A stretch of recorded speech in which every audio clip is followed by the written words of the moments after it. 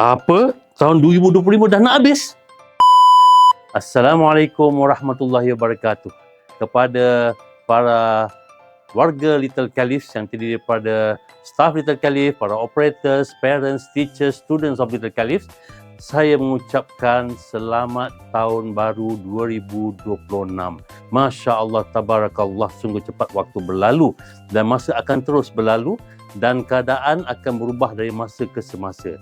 Jadi menjelang tahun 2026 ini, marilah kita bersama-sama menanam niat yang kuat untuk menggunakan tahun 2026 ini untuk lebih menjadi seorang hamba Allah yang lebih taat kepada Allah, lebih menurut Rasulullah SAW, dan tanamkan juga aspirasi besar, cita-cita. Pada anak-anak kita tanam cita-cita, pada guru-guru, pada sekalian ibu bapa kita tanam cita-cita, aspirasi besar, apa yang kita nak capai, perkara yang baik-baik dalam tahun 2026.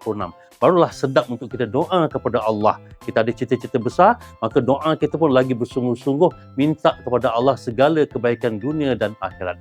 Saya mendoakan kepada tuan-tuan dan puan-puan, semoga Allah SWT menjadikan tahun 2026 dan tahun-tahun seterusnya tahun-tahun yang mencurah taufik dan hidayah, rahmat daripada Allah SWT. Segala kebaikan, rizkan, halalan, tayyiban, mubarakan, kathiran, keamanan dan ketenteraman, sihat, afiat dan segala yang baik-baik kepada kita semua dan menjadikan kita seorang hamba Allah yang lebih Allah redai. Selamat tahun baru 2026. Assalamualaikum warahmatullahi wabarakatuh. Little Caliph.